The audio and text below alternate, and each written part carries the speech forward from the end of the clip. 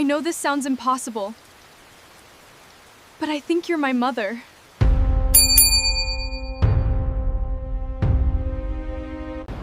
It's 9:43 p.m. Rain pounds against the Whitmore residence. Robert is asleep in his armchair. Eleanor is knitting. Knock. Knock. Knock. Robert opens the door. Standing outside is a young woman in her 20s, soaked by the rain, shaking, holding an old hospital bracelet. She looks at Eleanor and says, I know this sounds impossible. She begins crying. But I think you're my mother. But I think you're my mother. April 17th, 2006. The happiest day of Robert and Eleanor Whitmore's lives. We see Eleanor giving birth, Robert crying as he holds his daughter, nurses congratulating the family. They name her Sarah Elizabeth Whitmore. Robert whispers, I'm going to teach you how to ride a bicycle one day. 5 minutes later, a nurse rushes into the room. The baby's condition suddenly deteriorates. Doctors begin shouting. Machines beep. Then silence. The doctor turns to Robert and Eleanor. I'm so sorry. We did everything we could. As the Whitmores leave the hospital carrying a tiny white blanket, the camera pans to another room. A nurse quietly places a Sarah Whitmore bracelet onto a different baby. The Whitmores buried a child. They just didn't bury their child. Present day, 2026. Rain continues to pour outside. The young woman stands trembling on the Whitmore's porch. Robert stares at her. Eleanor can't breathe. For 20 years, they've prayed for a miracle. They never expected it to arrive carrying an umbrella. Robert reluctantly invites her inside. She introduces herself. My name is Emily Harper. Robert immediately interrupts. Our daughter's name was Sarah. Emily quietly replies, I know. Boom. She places the faded hospital bracelet on the table. It reads, Baby Girl Whitmore. April 17th, 2006. Eleanor nearly collapses. Robert refuses to believe her. Anyone could fake a bracelet. Emily nods. You're right. She then begins revealing things nobody should know. The nursery was painted yellow. Robert bought a teddy bear before Sarah was born. Eleanor wanted to name her Elizabeth. Robert wanted to name her Grace. Nobody knows these things. Robert becomes visibly uncomfortable. Emily reaches into her bag. She pulls out an old photograph. It's a picture of a young nurse holding a baby. Written on the back, Forgive me. She deserved better. MH. For 20 years, the truth had been hiding inside a photograph. Emily finally explains. 3 months ago, she received a package with no return address. Inside was the photograph, the hospital bracelet, a newspaper clipping announcing Sarah Whitmore's funeral, a handwritten note. The note read, Before I die, there is something you deserve to know. The note was signed, Margaret Hale. Robert immediately freezes. He recognizes the name. Margaret Hale was the nurse who handed him his daughter's death certificate. Emily says, Margaret Hale is still alive, and she's waiting to tell you what happened. Robert's hands begin shaking. Eleanor starts crying. For 20 years, they've lived with grief.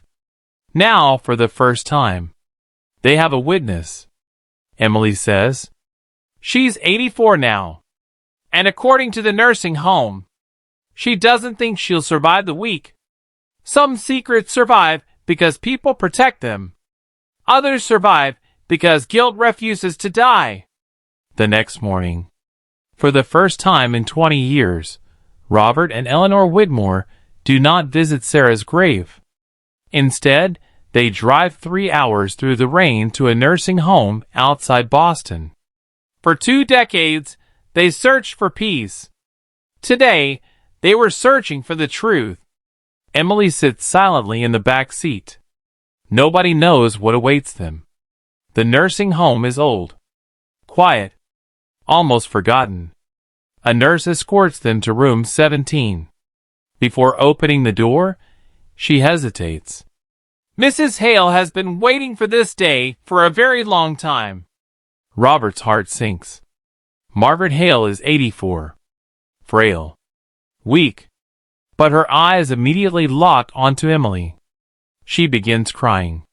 You have your mother's eyes. Eleanor freezes. Emily doesn't know what to say. Margaret reaches for Emily's hand. I promised myself I would live long enough to say I was sorry. Robert steps forward. Did my daughter die? Margaret closes her eyes. A single tear rolls down her cheek. No. Margaret reveals that St. Mary's Hospital had a secret program. Whenever wealthy, politically connected families couldn't have children, certain doctors arranged illegal adoptions. The records were altered. Birth certificates were changed. Babies disappeared. Margaret says, I spent 30 years convincing myself I was helping children find better lives. Then she looks at Emily. Until I met you. Margaret finally reveals the truth. Emily wasn't supposed to be taken. Everyone is confused. Margaret continues. There were 2 little girls born that night. Robert's face changes. Margaret whispers. They took the wrong baby. The Whitmores weren't the intended victims. Another family was. Someone made a mistake. For 20 years, everyone has been looking in the wrong direction. The greatest tragedies are not always acts of evil. Sometimes, they're acts of incompetence. Margaret reaches into her bedside drawer. Inside is an old envelope. Written across the front. Open only if I fail to tell the truth. She hands it to Robert. Everything is in there. Names. Dates. The doctor responsible. Robert opens it. The first page reads, Dr. Jonathan Reed. Deceased 2014. The room goes silent. The man responsible has been dead for 12 years. Margaret begins struggling to breathe. She grabs Emily's hand one final time. There's something else I never told anyone. Everyone leans forward. Margaret whispers. Sarah Whitmore is still alive. You spent 20 years looking for your daughter. You never realized there were 2 of them. The room falls silent. Margaret Hale's words hang in the air. Sarah Whitmore is still alive.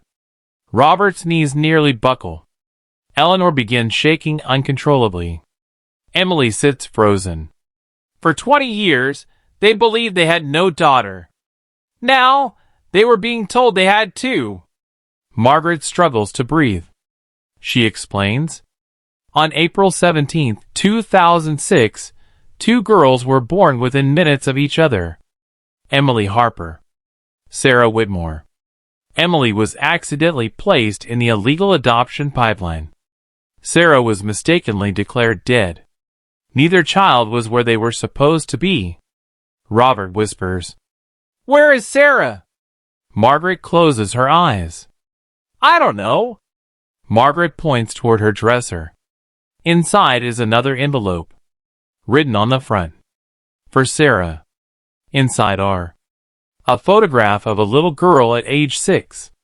A birthday card signed. Mom and Dad. A newspaper clipping.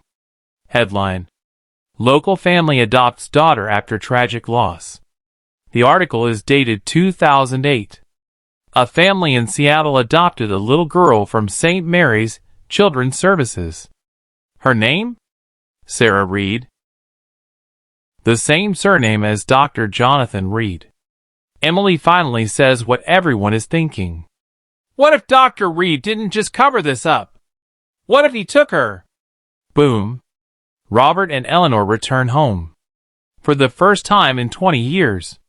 Sarah's grave no longer feels real. Their memories feel borrowed. Their grief feels stolen. Robert stands over Sarah's headstone.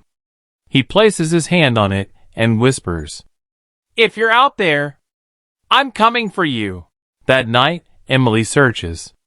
Sarah Reed, Seattle. Born 2006. Thousands of results. Then, one photograph stops her. A young woman, 20 years old, standing in front of a bookstore. She looks exactly like Eleanor. Sometimes, the truth doesn't hide. Sometimes, it waits to be recognized. Emily slowly turns the laptop toward Robert. Nobody speaks. Robert begins crying. Because for the first time in 20 years, he's looking at his daughter. Or at least, he thinks he is. Robert says, 20 years ago, I buried my daughter. Tomorrow, I'm flying to Seattle to meet her. 3 days later. Seattle, Washington. Rain falls gently over the city. For 20 years, Robert and Eleanor Whitmore dreamed of meeting their daughter. They never imagined the journey would begin with a photograph. We see Robert staring out of the airplane window. Eleanor clutching Sarah's baby bracelet. Emily asleep with the envelope in her lap. Moment. The photograph led them to Moonlight Books, Seattle, Washington. The small bookstore sits on a quiet corner. Its owner, Sarah Reed. Robert's hands begin trembling. Eleanor cannot stop crying. Through the window, they see her, a young woman laughing with a little boy. For 20 years, Robert imagined his daughter taking her first steps. He never imagined seeing her teaching her son how to read. Boom. Sarah has a child. Robert is a grandfather. Sarah looks up from the counter. She has Eleanor's smile, Robert's eyes, and the exact same dimple Emily has. Nobody speaks. Time stops. Then Sarah walks to the door. She looks directly at Robert and says, "Can I help you?" Ouch. 20 years. And she doesn't know him. Before Robert can answer, a voice calls from the back. "Sarah? Who's at the door?" An elderly man appears. He's in his 70s. Sarah smiles. "Dad." The elderly man introduces himself. Michael Reed, widower, retired school teacher. He and his wife adopted Sarah in 2008. Michael immediately notices the tension. Then he sees the hospital bracelet. His face goes pale. He whispers, "Oh no!" Michael invites everyone inside. He reveals that his wife knew Sarah was adopted under unusual circumstances. Before she died, she made him promise, "If they ever come looking for her, tell them everything." Michael has been waiting 18 years for this moment. Michael disappears into the back room. He returns carrying a box. Inside are adoption papers, photographs, a cassette tape. Written on the tape, "For Sarah's real family." Robert begins crying. But Michael says, "Before you listen, there's something you need to know." Everyone freezes. "Sarah isn't my daughter." Silence. "She's my granddaughter." Michael continues, "Michael, my son brought her home 20 years ago. And before he died, he told me where he got her. My son didn't save Sarah. He stole her." The bookstore is silent. Rain taps gently against the windows. Michael Reed places the cassette tape into an old player. For 20 years, the Whitmores believed they had lost their daughter. They never imagined another family had been mourning a son. The tape crackles. Then a man's voice fills the room. "If you're hearing this, then I'm gone." Michael's son was named David Reed. A paramedic. A widower. Father of a 2-year-old son. Suffering from depression after losing his wife to cancer. I know history will remember me as a monster. The truth is, I became one slowly. The night of April 17th, 2006. David explains. He was working an overnight shift at St. Mary's Hospital. He heard nurses discussing the illegal adoption scheme. He discovered that a newborn girl had been marked for transfer. And then he made the worst decision of his life. I told myself I was saving her. David had recently lost his wife. His son had lost his mother. He convinced himself that little Sarah needed him. David didn't work for Dr. Reed. He acted alone. He stole Sarah from the hospital nursery and fled. The hospital discovered the mistake. Instead of admitting the truth, they covered it up. Why? Because exposing the kidnapping would expose the adoption ring. One crime gave birth to another, and another, until the truth became impossible to separate from the lies. Through photographs and the cassette, we learn. David raised Sarah as his daughter. He loved her deeply. He never told her the truth. He died in a car accident in 2018. His final words on the tape. Tell Sarah that I loved her every day of her life. For the first time, Emily speaks. What about me? Silence. Everyone turns toward her. Everyone keeps talking about Sarah. What if I'm somebody else's missing daughter? Michael opens the final envelope. Inside is a DNA report that David ordered before his death. The report confirms Sarah Reed equals Sarah Whitmore. But there is another page. Emily's DNA results. Father, unknown. Mother, unknown. At the bottom, one handwritten note. Emily was never supposed to exist. Sarah Whitmore had finally been found. But Emily Harper had just become the greatest mystery of all. The bookstore falls silent. Sarah sits beside Robert and Eleanor, trying to process the fact that her entire life has been a lie. But Emily stands alone by the window. For 20 years, Emily Harper searched for a family. Tonight, she discovered she wasn't lost. She was hidden. Inside David Reed's box is one final item. A sealed letter, written in Margaret Hale's handwriting. Emily's hands tremble as she opens it. The first sentence reads, If you're reading this, then I have failed you twice. You were never part of the adoption ring. You were never supposed to leave St. Mary's Hospital. And your mother never stopped looking for you. Emily begins crying. Robert asks, Then who is she? Margaret's letter continues. Your mother was patient 307. Margaret explains. On April 17th, 2006, there weren't 2 babies born at St. Mary's. There were 3. Sarah Whitmore. The baby intended for the illegal adoption ring. Emily. Emily's mother arrived at the hospital alone. No family. No husband. No visitors. And then, she disappeared. Michael opens another folder. Patient name. Unknown. Room number. 307. Status. Missing. Emily whispers. My mother disappeared? Michael nods. Margaret's letter continues. The police believe she abandoned you. I spent 20 years praying they were wrong. Inside the folder is an old Polaroid. A young woman holding a newborn baby. Her face is partially obscured, but around her neck is a necklace. Emily suddenly freezes. She reaches beneath her shirt. She's wearing the exact same necklace. For the first time in her life, Emily remembers something. A voice. Soft. Warm. Whispering. Find the stars, Emily. She begins crying. I've heard that before. Margaret's letter ends with, If patient 307 is still alive, you won't find her. She'll find you. Everyone is confused. Then Emily's phone rings. Unknown number. She answers. A woman's voice says, Emily? Emily stops breathing. Who is this? The woman begins crying.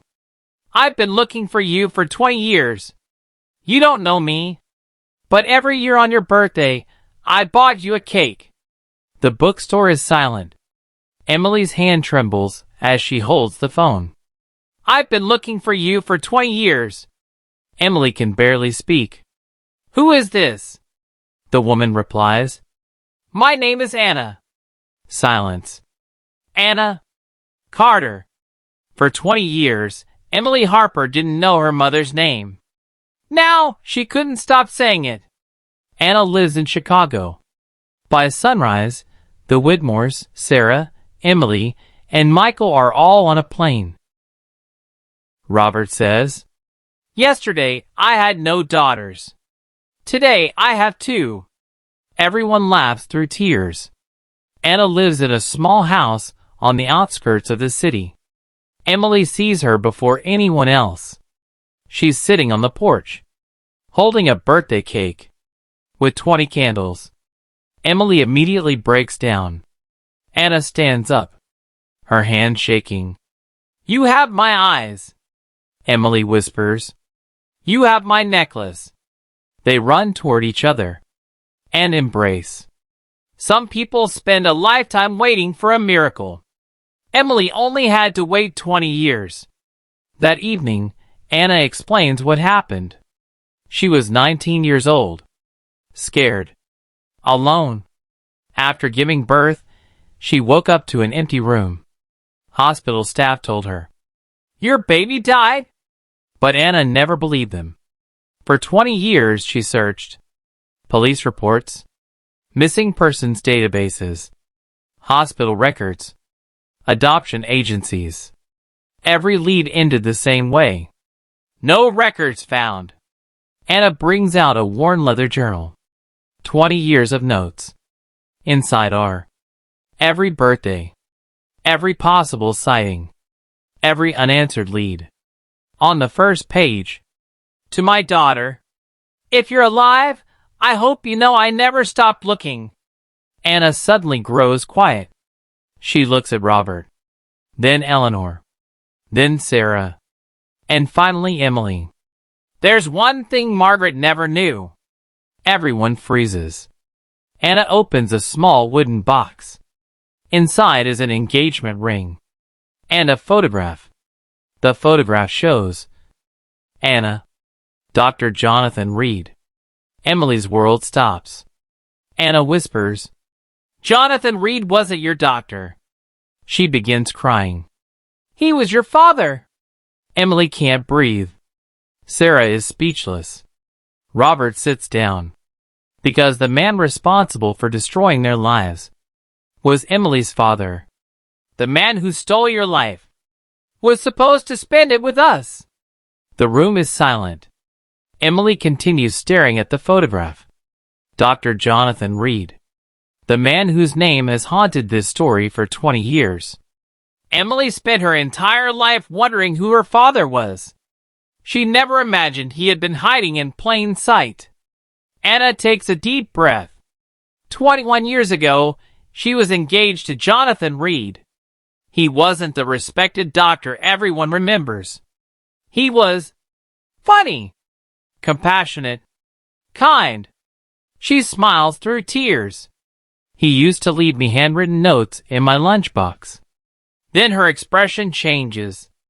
And then St. Mary's changed him. Jonathan discovered the illegal adoption ring shortly after joining the hospital. He threatened to expose it. But the people involved were powerful. Hospital administrators, local politicians, wealthy donors. Then Anna became pregnant. Jonathan promised, 1 more month. Then we're leaving. They never did. On April 17, 2006, Jonathan discovered that Emily had been marked for transfer. He tried to stop it. An argument broke out in the maternity ward. Margaret Hale testified that she had never seen him so frightened. Anna begins crying.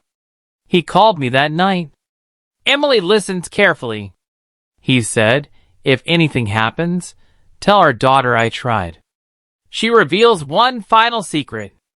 Jonathan kept a journal. Not for himself. For Emily. Every year on her birthday, he wrote an entry. Some excerpts. Age 1. I hope she likes bedtime stories. Age 7. Today, I saw a little girl in the park. For a moment, I thought it was her. Age 15. I wonder if she hates me. Age 19. If you're reading this, then I have finally found the courage to tell you the truth. Jonathan's final journal entry was written 3 days before his death.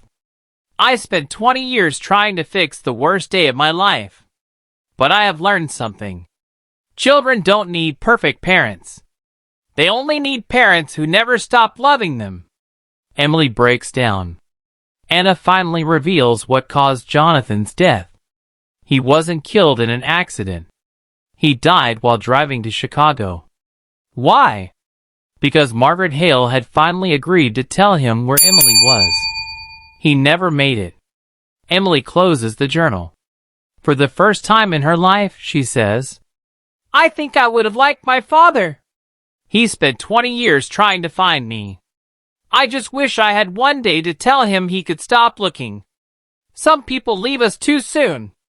Others spend their entire lives trying to come back. 1 year later. People think home is a place. They're wrong. Home is the people who never stop waiting for you. Snow falls gently over Boston. For the first time in 21 years, the Whitmore home is full. The dining table is crowded. Present are Robert Whitmore, Eleanor Whitmore, Sarah Whitmore, Emily Harper, Anna Carter, Michael Reed, Sarah's son Noah. At the beginning of the movie, Robert and Eleanor had no children. Emily had no parents. Sarah had no family. Anna had no daughter. Michael had no son. And now, everyone has someone. But there is one empty chair at the table. Emily notices it. Who's that for? Robert smiles. For the people who should have been here. The camera slowly reveals photographs beside the chair. Jonathan Reed. Margaret Hale. David Reed. Not everyone makes it home.